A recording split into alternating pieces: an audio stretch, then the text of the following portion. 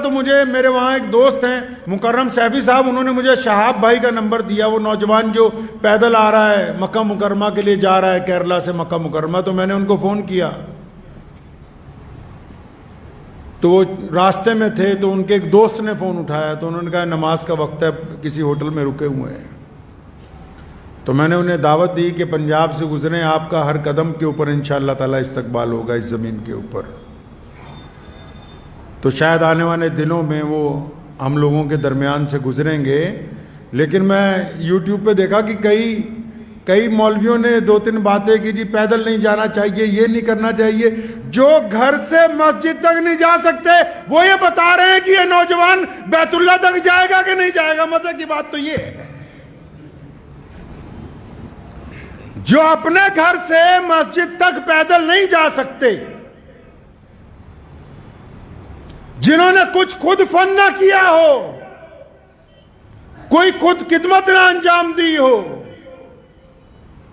ہم نے تو جس دن پہلے دن سنا کہ ایک نوجوان کیرلا سے مکہ مکرمہ پیدل جائے گا، تو اسی دن سے روزانہ دعاؤں کا اہتمام ہے، کیونکہ وہ صرف بیت اللہ کی طرف نہیں جا رہا، اس کے ہر ایک قدم پر مسلمانوں کے جذبات اس کے ساتھ ہیں، لوگوں کی دعائیں اس کے ساتھ ہیں، لاکھوں کروڑوں ماؤں کا سہارا اس کے ساتھ ہے، اللہ کی رحمتیں اس پر برس رہی ہیں۔ اور خود محمد الرسول اللہ نے فرمایا کہ اگر مکہ مکرمہ سے کوئی پیدل حج کرتا ہے، ایک قدم کے اوپر 700 حرم کی نیکیاں اس بندے کو عطا کی جائیں گی۔ تم سے تو فتویٰ پوچھا ہی نہیں ہے جو فتویٰ دینے کے لیے تیار بیٹھے ہو۔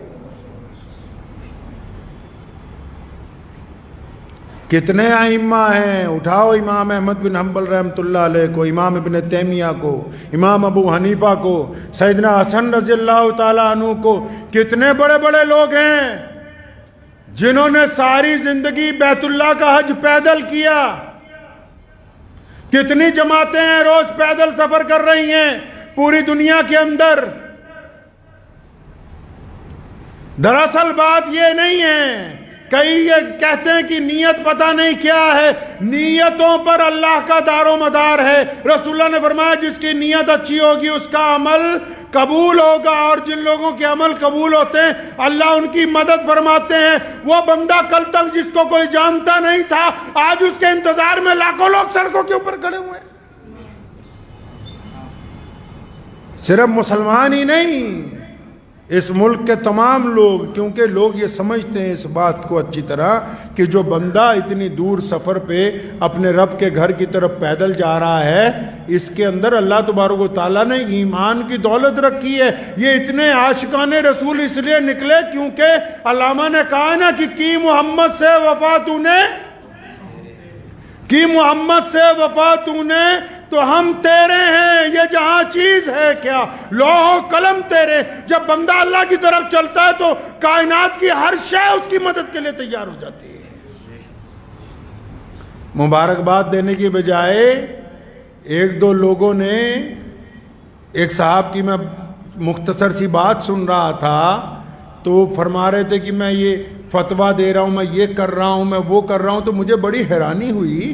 میں کہا اگر یہ واقعی بہت اچھا فتویٰ دینے والے ہیں، اگر ان میں واقعی اسلام کا درد ہے اور یہ اس بات کو سمجھتے ہیں کہ کون سا عمل اسلام میں نیا ہے کون سا پرانا ہے، اگر ان کے واقعی سینے کے اندر ایک دھڑکتا ہوا دل ہے، اگر واقعی ان کے اندر جذبات ہیں، اگر واقعی یہ کوئی زندہ دل مولوی ہے، اگر واقعی اس مفتی کے قلم میں بصیرت ہے، اس میں طاقت ہے، تو جب کسی کا گھر گرایا جاتا ہے اس وقت اس کا فتویٰ کیوں نہیں چلتا؟ جب کسی کو ناجائز قید میں ڈال دیا جاتا ہے اس وقت اس کی زبان کیوں نہیں کھلتی؟ یہ صرف مسلمانوں کو پریشان کرنے کے لیے، مسلمانوں کو تکلیف پہنچانے کے لیے ان کا قلم چلتا ہے۔ ہاں اگر ان کا قلم اس وقت چلا ہوتا تو آج اس قلم کے آگے ہم سر خمے تسلیم کر دیتے، لیکن پتہ یہ لگا کہ ان کو حسد کی بیماری لگ گئی، حسد کی بیماری لگ گئی۔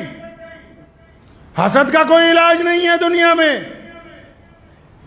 جو خود کچھ نہیں کر سکتے، یاد رکھیے گا زندگی میں آپ سب لوگ، ہر نوجوان اس بات کو یاد رکھے، ہر بیٹی، ہر بڑا، ہر چھوٹا اس بات کو یاد رکھے، کیونکہ کئی لوگ ہر جگہ کچھ نہ کچھ لوگ ہوتے ہیں جو کسی نہ کسی کو پریشان کرتے ہیں، چاہے تعلیم میں، چاہے گھر میں، چاہے کاروبار میں، کوئی نہ کوئی لوگوں کا عادت ہوتی سارا دن فون کر کے اچھا فلاں بندہ تیرے بارے میں یہ بات کہہ رہا تھا، فلاں بندہ تیرے بارے میں یہ بات کہہ رہا تھا۔ یاد رکھو، دل کی تختی پر لکھ کے لے جاؤ، جو خود کچھ نہیں کر سکتے وہ صرف تنقید کرتے ہیں، اور جو تنقید کرتے ہیں وہ اس بات کو مانتے ہیں کہ آپ ان سے آگے بڑھ گئے، یہ اس بات کو تسلیم کرتے ہیں۔ اس لیے شہاب بھائی کو کہنا چاہتا ہوں کہ اگر کوئی ایک دو لوگ تنقید بھی کر رہے ہیں تو انہوں نے مان لیا کہ تم ان سے افضل ہو۔ تنقید کرنے والے نے اس بات کو تسلیم کر لیا۔ ہر سال 1-2 حاجی پیدل پہنچتے ہیں، آپ کو پتا ہے، لیکن یہ سرکاری مولوی تب نہیں بولے۔ اس سال جب انگلینڈ سے پیدل حج کرنے والا چلتا ہوا 6,500 کلومیٹر کے بعد مکہ پہنچا، وہاں کے حکمرانوں نے اس کا استقبال کیا، تب یہاں کا کوئی مولوی نہیں بولا۔ کیوں؟ کیونکہ وہاں سے چندہ لینے جانا ہے۔ پچھلے سال رشیا سے، کوہ قفقاز سے ہمارا ایک بہادر بھائی 13,500 کلومیٹر کا سفر کر کے بیت اللہ کے حج کے لیے پیدل گیا۔ یہ پہلی بار نہیں ایسا ہو رہا ہے۔ ابھی پوری دنیا کے سارے ملکوں میں سے ایک نوجوان اکیلا موٹر سائیکل کی سواری کر کے اس حج کے اندر شامل ہوا ہے۔ تو یہ جو اب پیدل جا رہا ہے، آپ کیا سمجھتے ہیں کہ اس کے پیدل چلنے سے صرف شہاب بھائی کا حج ہوگا؟ نہیں، جب وہ شہاب پیدل چلتا ہے تو لاکھوں دلوں کے اندر بیت اللہ کو دیکھنے کی تڑپ پیدا ہوتی ہے، اس کو ثواب اس کو نہیں ملے گا؟ جب پیدل چلتا ہے کروڑوں دعائیں ساتھ میں چلتی ہیں۔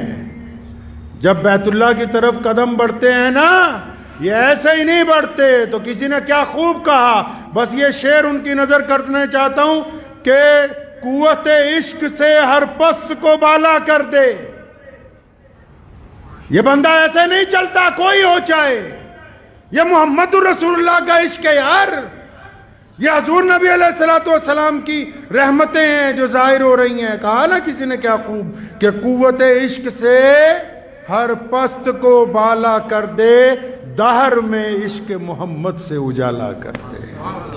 وآخر دعوانا ان الحمدللہ رب العالمین۔